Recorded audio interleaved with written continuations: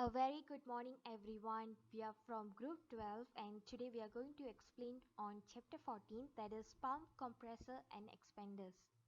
This chapter presents a brief description and some theoretical background of the most widely used pumps for liquids as well as compressors and expanders for gases. Pumps. Pump is a mechanical device that moves fluid from one location to another. The main purpose of a pump is to provide the energy needed in moving a liquid from one location to another. The net result of the pumping action may be to increase the elevation, velocity, and pressure of the liquid. However, in most process applications, pumps are designed to increase the pressure of the liquid. There are two main pumps which has been widely used in industry, that are positive displacement pump and centrifugal pumps.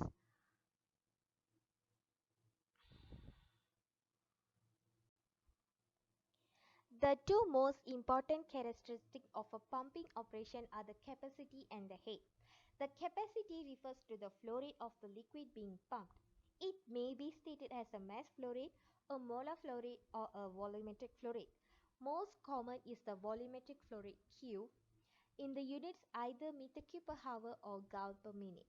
The head or a pump head H refers to the increase in the total head across the pump from the suction to the discharge, where head is the sum of the velocity head, static head, and pressure head.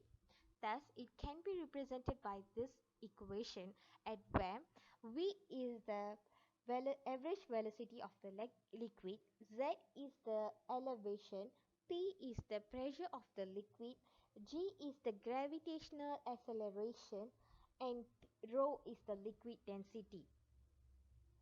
The head is expressed in units of feet or meter of liquid.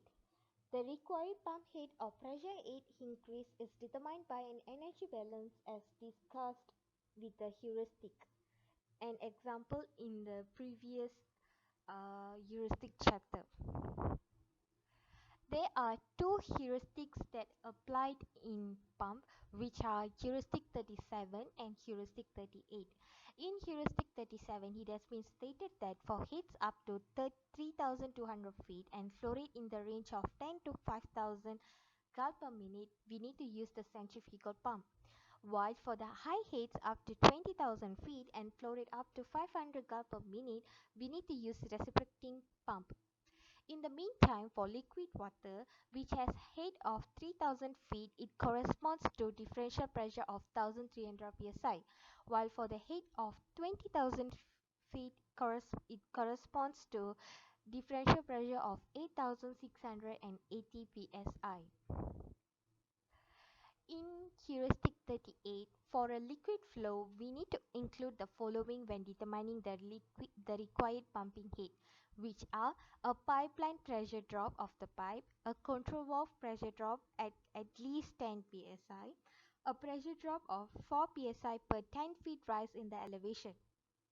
In order to estimate the theoretical horsepower for pumping, we can use this following equation at where the theoretical horsepower is equals to gal per minute times with the pressure increase and divided by 1714.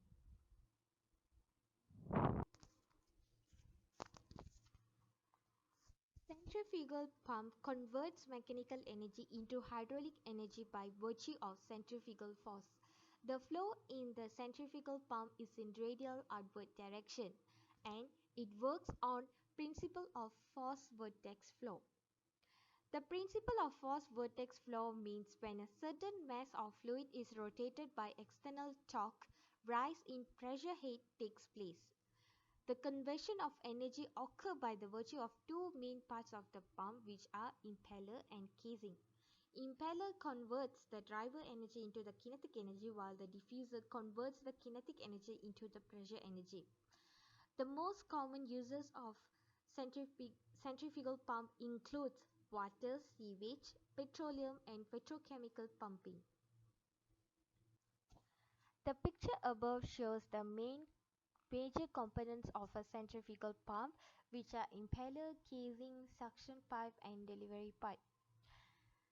The impeller is the main rotating part that provides the centrifugal acceleration to the fluid.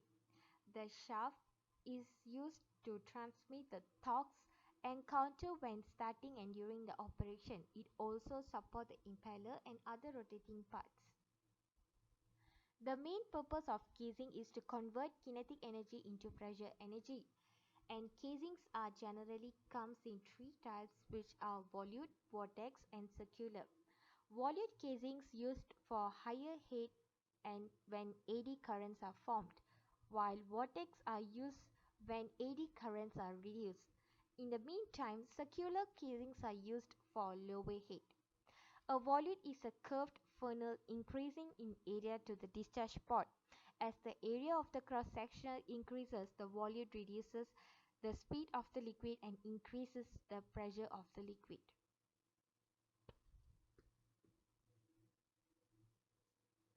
Okay, so now let's look how does a centrifugal pump work. The fluid enters the impeller axially through the suction eye, then by centrifugal action or force, it continues radially, then discharges around the entire circumference. The fluid in passing through the impeller receives energy from the vanes, giving an increase of pressure and velocity. The kinetic energy of the discharging fluid is partly converted to pressure energy by suitable design of the impeller vanes and volute casing.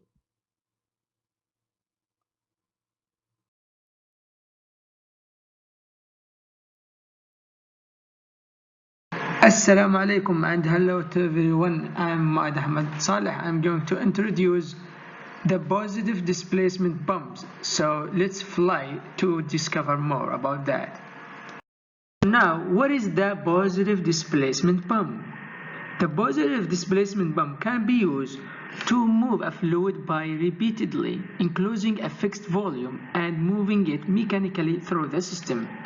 And there are two types of these pumps. The first one, reciprocating pump, and the second one, gear or rotary pumps. Both are designed to deliver a volumetric flow rate, which is Q.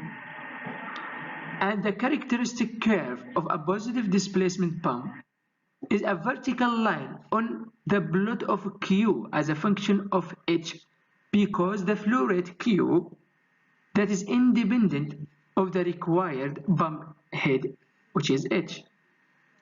Unlike the centrifugal pump, where the flow rate can be changed while staying on the characteristic curve by adjusting a valve on the discharge line, the flow rate of a positive displacement pump must be changed by a bypass or with a speed changer on the monitor.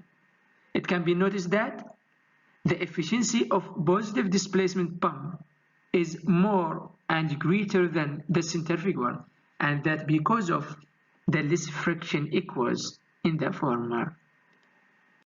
So now let's talk about the reciprocating pumps types. There are three types of these kind of pumps. The first one, which is piston, secondly plunger, and the third diaphragm. They all contain a valve on the inlet and the outlet.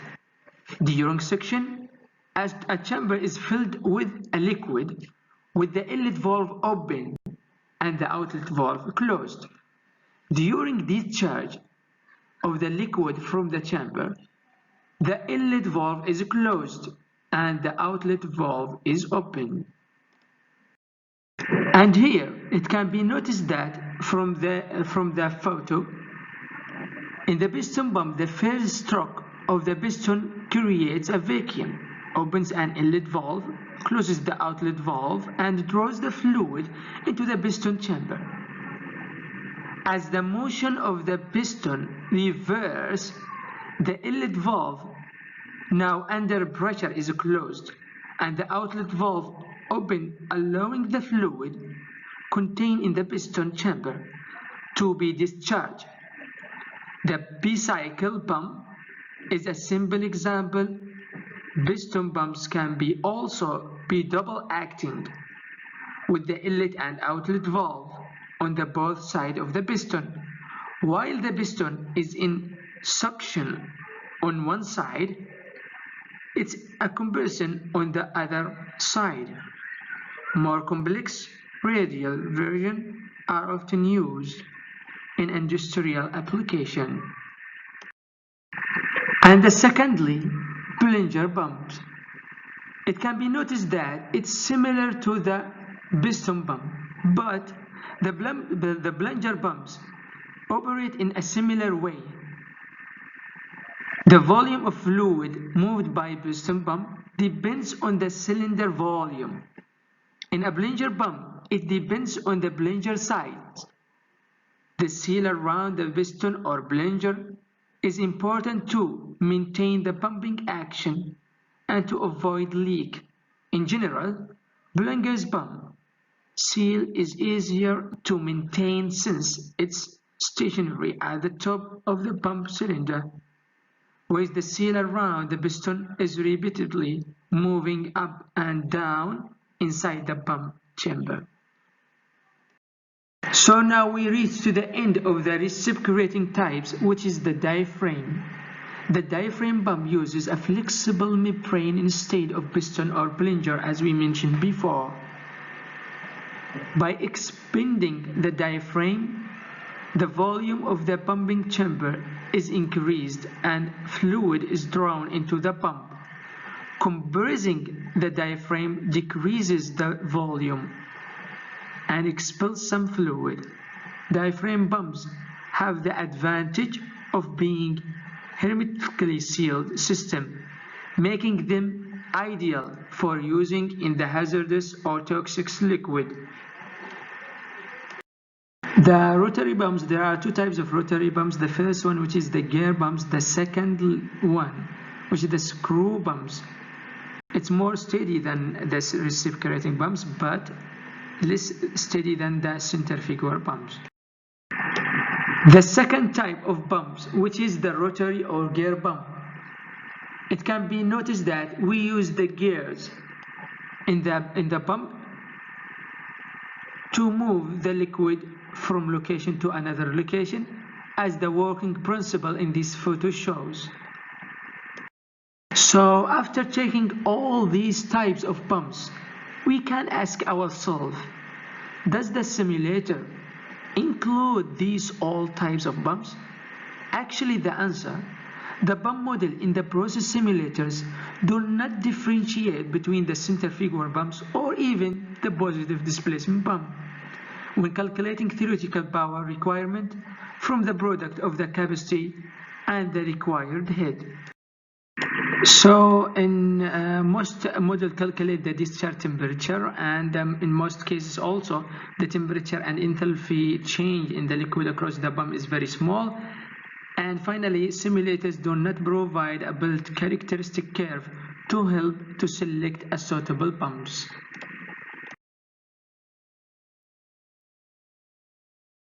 So now we reach to the end of pump stage, and there will be some provided links to get more information about pump. So let's take you to the compressor stage, the next journey. Hope you enjoy in our journey. So now I'm going to explain about the compressors. Gas compressors are designed to increase the velocity of pressure of gases by reducing its volume. As gases are compressible, the compressor reduces the volume of gas and transport the gases to the pipe. Most compressor systems are designed to prevent liquid from entering the compressor, which is to avoid the condensation in the compressor. The main method used to move a gas are centrifugal force, displacement, and transfer of momentum. Compressor requires a large number of power inputs to increase the pressure of a gas. Compressor can be well insulated so that the heat loss are negligible compared to the power requirement. One convenient classification among fans, blowers, and compressors are discharge pressure or compression ratio.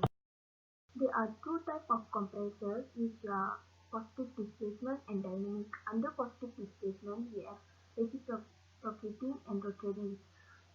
Under the reciprocating, we have single-acting, diaphragm and double-acting. For the rotary, we have flow, liquid ring, screw, scroll and ring. For the dynamic, we have centrifugal and axial.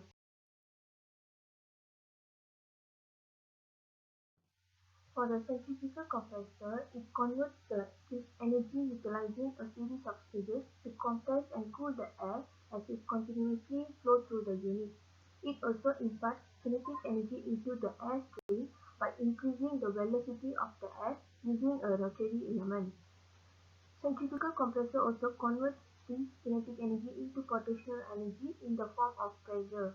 In between each stage of compression, the air is cooled and excess moisture is removed to further increase the efficiency and the air quality. Working principle of the centrifugal compressor: when the air passes through the rotating impeller, it experiences force or work which is performed by the centrifugal forces.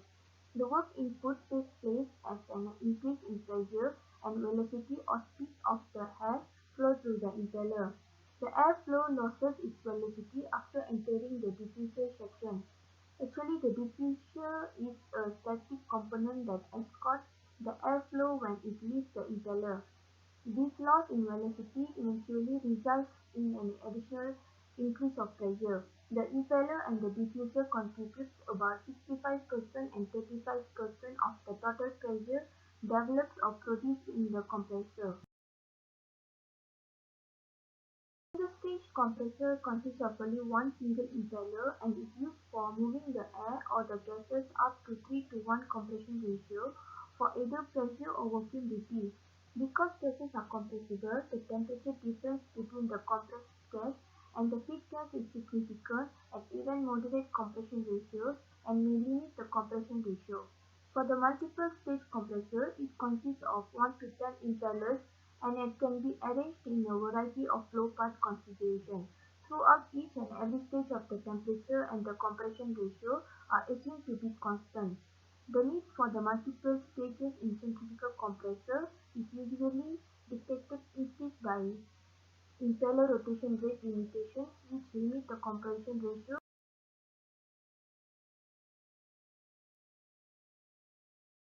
For the reciprocating compressor, it uses pistons driven by a crankshaft to deliver gases at a high pressure. Reciprocating compressors use pistons with either single or double action. Compression ratios in a single stage are limited to a discharge temperature of 400 Fahrenheit. If the higher pressure compression ratio are needed, a multiple stage reciprocating compressor is used with intercooling, usually by water. For the loop blower, we have two loop pumps or three loop pumps. Both are limited to low capacity and low head because shaft deflection must be kept small to maintain clearance between the rotating ropes and the casing. If higher compression ratio are required, multiple stages can be used. For the screw compressor, it contains two screws. One of them is gyro-mounted with prime mover, which is motor or turbine, and the other one is the driven. The screw compressor is operates at a higher capacity to give higher compression ratio that may be limited by the temperature. If the higher compression ratio is needed, we can use the multiple stages to separate by the intercooler. Screw compressors can be run dry or can be flooded with oil.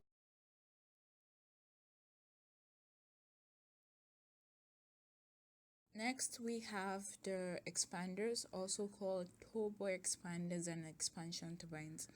These are used in place of valves to recover power from a gas when the temperature must be decreased.